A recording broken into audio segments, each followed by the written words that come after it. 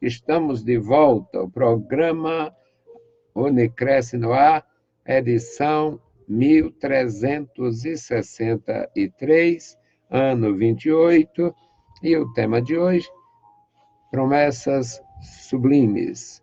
Quando a gente tem promessa, quando nós temos promessas de pessoas que são coerentes, pessoas que são verdadeiras, a gente se sente muito bem.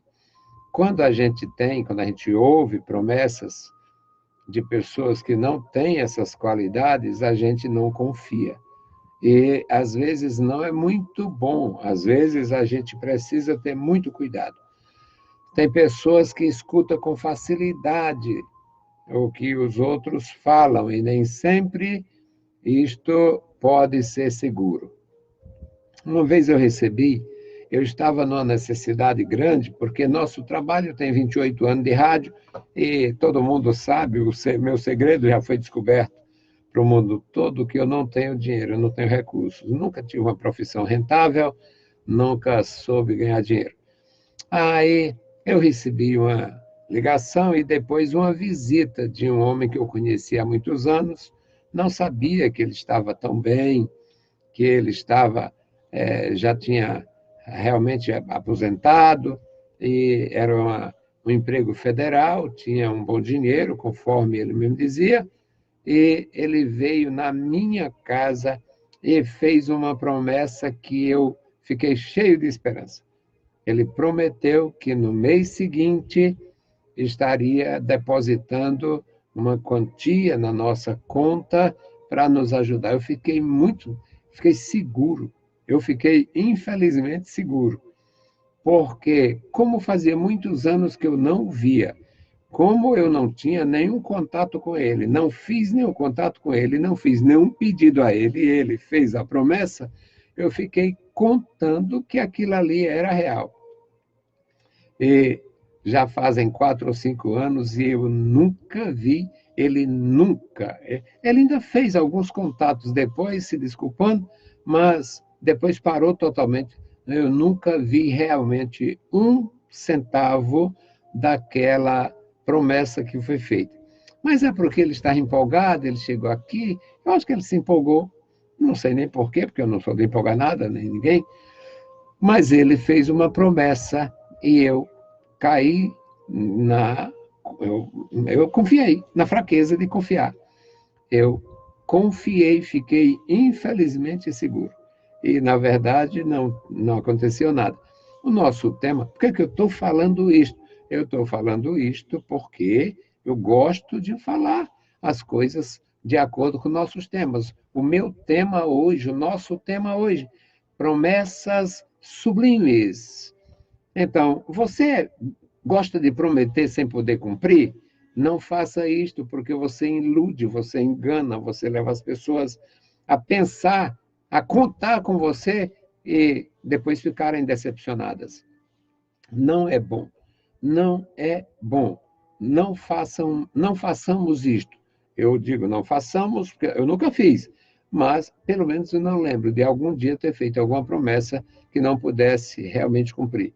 Mas, irmãos queridos, nós somos ensinados na palavra de Deus. O texto bíblico, Joel, o profeta do avivamento, o profeta das mais extraordinárias promessas, que não se limitava à sua geração, mas a promessa do texto de hoje era uma promessa para o seu povo.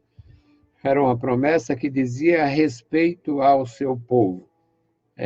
O livro de Joel, pequeno livro, com grandes promessas e muitas bênçãos anunciadas. Então, Joel, capítulo 2, versículos 16 a 26. Congregai o povo, santificai a congregação, ajuntai os anciãos, congregai as crianças e os que mamam. Saia o noivo da sua recâmara e a noiva do seu aposento. Chorem os sacerdotes, ministros do Senhor, entre o alpendre e o altar, e digam: poupa o teu povo, ó Senhor, não entregues a tua herança ao opróbrio, para que os gentios o dominem. Porque diriam entre as nações: onde está o seu Deus? Então o Senhor se mostrou zeloso da sua terra e compadeceu-se do seu povo. E o Senhor, respondendo, disse ao seu povo: eis que eu envio o trigo e o mosto e o azeite, e deles sereis fartos, e vos não entregarei mais ao opróbrio dos gentios. Mas removerei para longe de vós o exército do norte, e o lançarei em uma terra seca e deserta, à sua frente para o mar oriental e a sua retaguarda para o mar ocidental.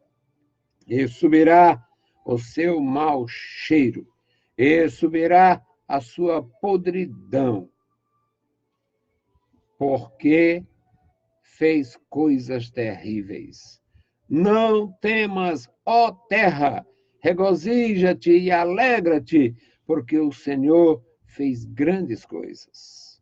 Não temais, animais do campo, porque o pasto do deserto reverdecerá.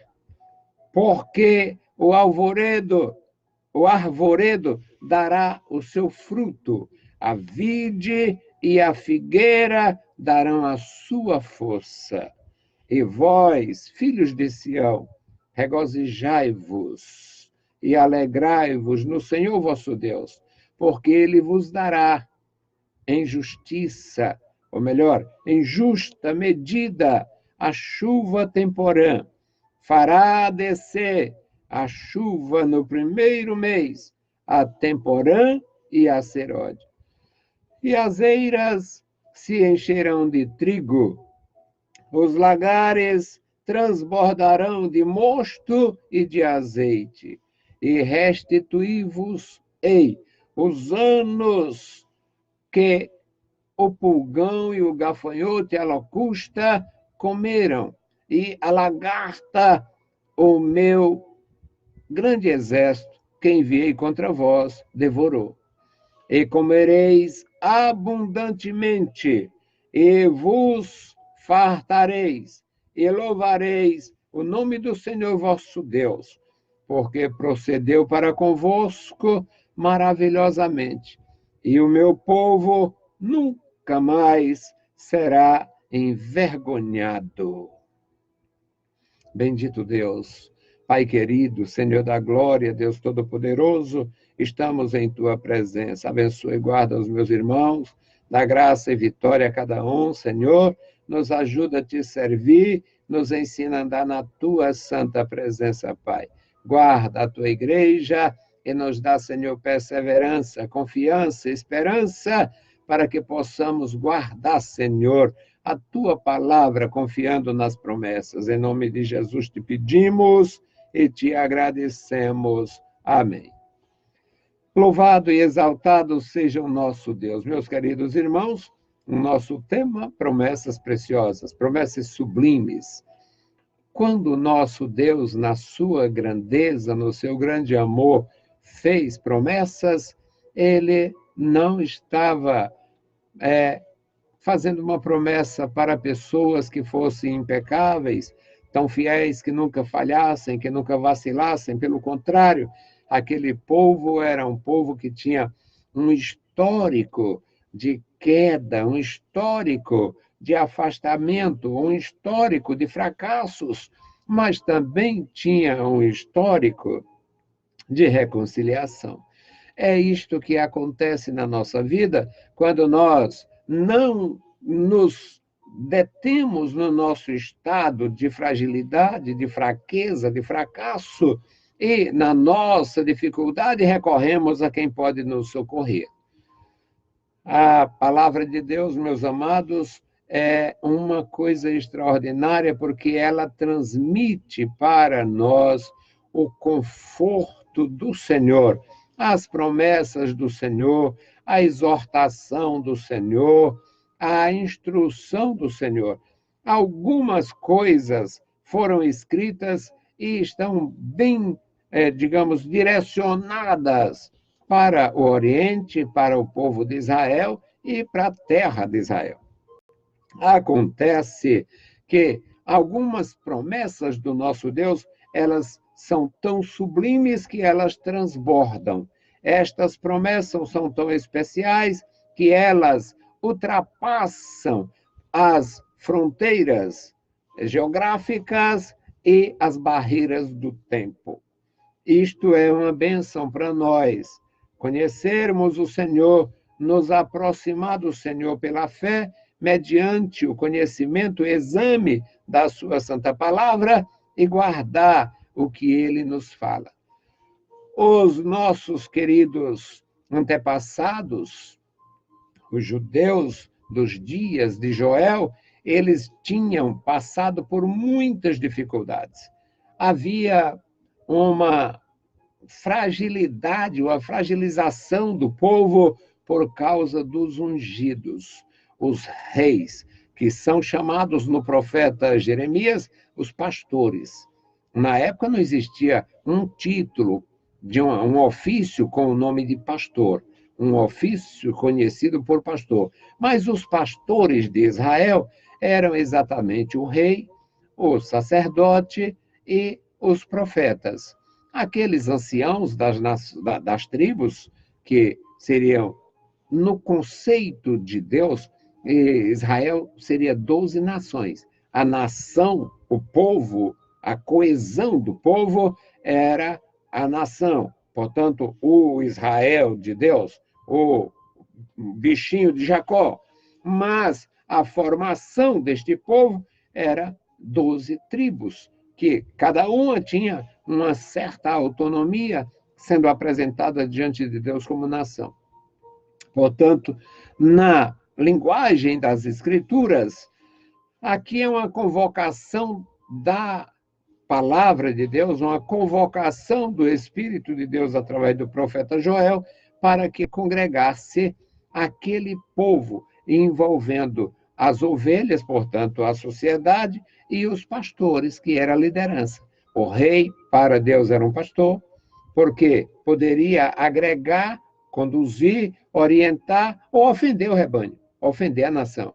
O sacerdote também era um pastor, porque o povo ouvia, o povo ia atrás do seu conselho, o povo buscava a sua orientação, o seu conselho.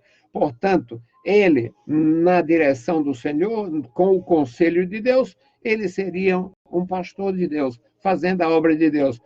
E se ele estivesse indiferente com o conselho de Deus, ele faria mal ao povo. O próprio sacerdote fazia este mal, traria este mal ao povo. E os profetas, houve sempre profetas sérios, dignos, maravilhosos, e alguns o nosso Deus fez questão. Não sei, mas que negócio Deus fez questão? O nosso Deus manteve esses indivíduos, ou aqueles indivíduos, no anonimato, para efeito até de proteção. Não se sabe quem eram os pais de Elias, não se sabe quem eram os pais de muitos profetas, e alguns desses profetas foram apenas identificados como um homem de Deus que veio de Judá, um homem de Deus que veio dali, um homem de Deus que veio daquela.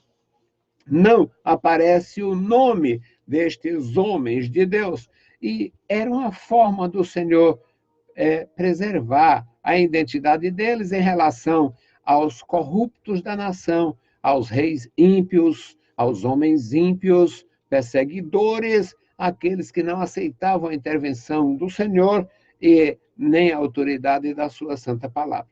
Então, muitos daqueles homens simplesmente não se sabe nem o nome e nem a ascendência. Não se conhece as famílias e, em alguns casos, nem o lugar de onde eles procediam.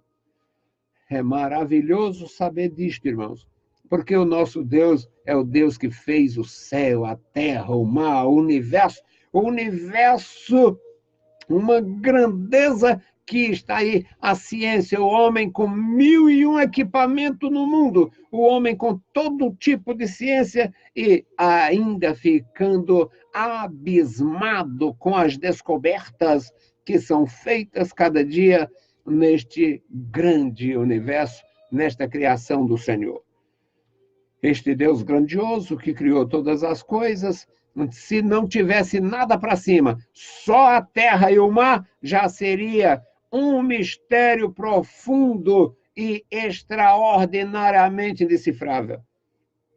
E se não houvesse nada, planetas, se não houvesse o cosmos, a atmosfera, se não houvesse nada daqui para cima, só a parte que a gente vê já seria um grande desafio para a sociedade. Mas este grandioso Deus se preocupa com as coisas pequenas. Este grandioso Deus se preocupa conosco, com você, comigo. Este grandioso Deus, ele faz promessas grandiosas, extraordinárias e também expõe as coisas pequeninas. A ordem que o Joel recebe e transmite é: congregai o povo. Hoje nós vivemos a época da indiferença. Congregai o povo. Está aqui. O que é congregar? Reunir, ajuntar? Então, congregai o povo. A segunda ordem, santificai a congregação, ou seja, faça com que essa gente assuma um compromisso. Este compromisso pode ser para não comer pão levedado por alguns dias, para que haja abstinência sexual por alguns dias, por algumas horas, para que não haja contato, nenhuma guerra, para que não haja indiferença em relação ao sábado, que era o pacto, que é o sinal da aliança mosaica, assim como o sinal da aliança âmica é a circuncisão, o sinal da aliança mosaica era a guarda do sábado, eles vinham da escravidão, do trabalho forçado. Então, Deus, na sua sabedoria, faz tudo isso. Abraão não tinha filhos, o sinal do pacto é no órgão gerador. Israel não tinha descanso, o sinal do pacto, um descanso para o povo. E a igreja não tinha orientação, o sinal do Novo Testamento, a orientação do Espírito Santo. O nosso Deus é assim. Ele fala tudo certo, faz tudo certo, manifesta o seu grande poder toda hora e cabe a mim e a você ouvi-lo, recebê-lo, aceitá-lo e também segui-lo. É maravilhoso. Sinto-me muito bem seguro, fazendo a palavra ressoar. Eu acho maravilhoso. Até porque nunca fui nada, não tenho nada, não sou nada, mas Deus me fez ministro da sua palavra. Isso é uma necessidade. E aqui aprendemos na palavra: congregai o povo, santificai a congregação, ajuntai os anciãos. Os anciãos eram os líderes das tribos. Ajuntai os anciãos, congregai. Não deixa ninguém de fora. As crianças, meninos que correm, meninos que brincam pelo meio da rua, pelo meio do mato, na calçada ou no interior da casa. Crianças e recém-nascidos, os que mamam, venha a mãe e traga seu filho. Venha a parturiente e traga o seu bebê. Venha a lactante e traga o seu menininho que vem no peito, que mama. Não fica ninguém de fora. O nosso Deus, este grandioso Deus, se preocupa com coisas pequeninas. Saia o noivo da sua recâmara. Os noivos no Oriente, dentro daquela cultura oriental, até mesmo entre o povo de Israel, o noivo passava por uma espécie de um banho de loja lá, um spa, e o noivo tinha a sua pele banhada, o noivo tinha as unhas feitas, só para casar. O noivo tinha o cabelo arranjado, alinhado, os noivos ficavam assim numa espécie de spa naquele momento, um spa momentâneo para poder, nas núpcias, estar da melhor forma possível, agradável, os noivos. Mas o profeta diz, saia o noivo deixa o tratamento para o matrimônio, pode retardar o tratamento, saia o noivo da sua recâmara e saia a noiva do seu aposento. Os noivos adiem esse tratamento nupcial e venham para ouvir a palavra de Deus. E os sacerdotes, ministros do Senhor, levem a palavra. E chore também, chore a miséria do povo, chore a indiferença, chore pelo pecado do povo, chore pela sorte que está, na verdade, lançada. É a palavra. Alguns não acreditam, alguns não ligam mais, alguns não aplicam a si, alguns ainda acreditam. Chorem os sacerdotes, ministros do Senhor, entre o alpendre e o altar. No templo, na estrutura do templo, na estrutura, naquele complexo da adoração em Israel, havia espaços entre o templo e o altar. Entre o alpendre e o altar tinha um átrio, um espaço gigantesco, onde ali se reuniam muitas pessoas para ouvir o discurso do rei, para ouvir a palavra do profeta, para ouvir alguma comunicação. E agora o Senhor orienta que os sacerdotes se prostrem e chorem e façam a sua parte em benefício do povo.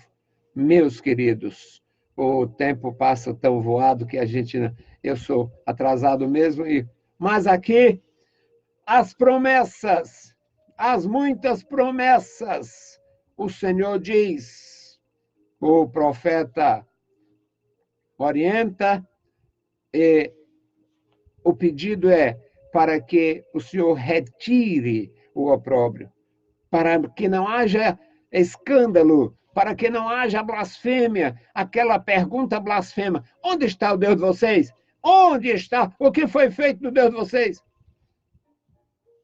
Onde está o Senhor? Onde está o Deus de vocês? Então o Senhor se mostrou zeloso pela sua terra, compadeceu-se do seu povo e respondeu dizendo, eis que eu vos envio o trigo, o mosto, o azeite, e é em abundância, e deles sereis fartos, e não vos entregarei mais ao opróbrio.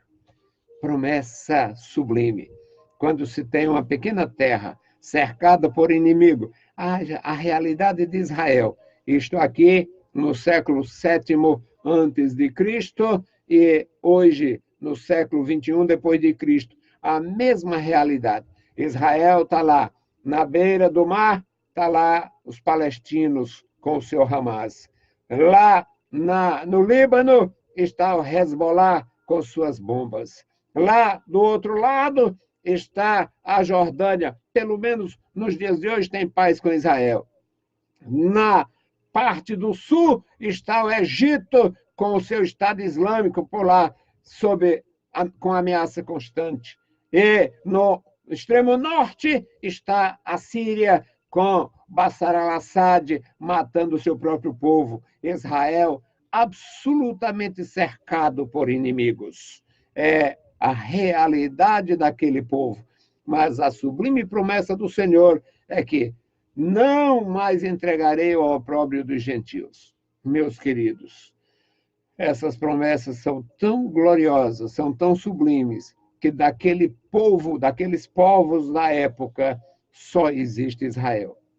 Os egípcios do Egito atual, na verdade, não são parentes de Faraó, são árabes que invadiram e tomaram a terra para si.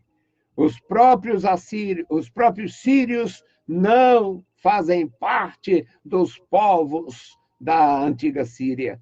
Não. Ali são tribos árabes, resultado das guerras, das incursões guerrilheiras de Maomé. Não tem nenhum outro povo que possa fazer a sua contagem, a sua retroativa contagem até o antepassado, como o nosso povo judeu faz com o nosso antepassado Abraão. Meus queridos, é a palavra de Deus, a palavra sublime, a promessa sublime que o nosso Deus cumpre por ser fiel. Que Deus abençoe você, Deus abençoe sua vida, Deus abençoe cada um, que nós possamos receber a palavra e confiar naquele que publicou. O nosso Deus, que é o mesmo ontem, hoje e eternamente. Bendito e eterno Deus, Pai de nosso Senhor Jesus Cristo, nós te louvamos, te exaltamos, bendizemos e agradecemos pela tua bondade, pela tua palavra, pelo teu amor. Continua conosco, Senhor, abençoando a tua igreja, abençoando Israel, abençoando os teus filhos, os teus servos adoradores em toda a terra. Guarda, Senhor, o teu povo em todo lugar. Em nome de Jesus Cristo, nós te pedimos e te agradecemos. Amém. Saudamos a todos com a paz de nosso Senhor Jesus Cristo. Se o Senhor permitir, voltaremos. E logo mais, às 21 horas, estaremos na Rádio Vida 98.3. Deus os abençoe, leiam a Bíblia Sagrada e a graça de nosso Salvador repouse sobre vós. Amém.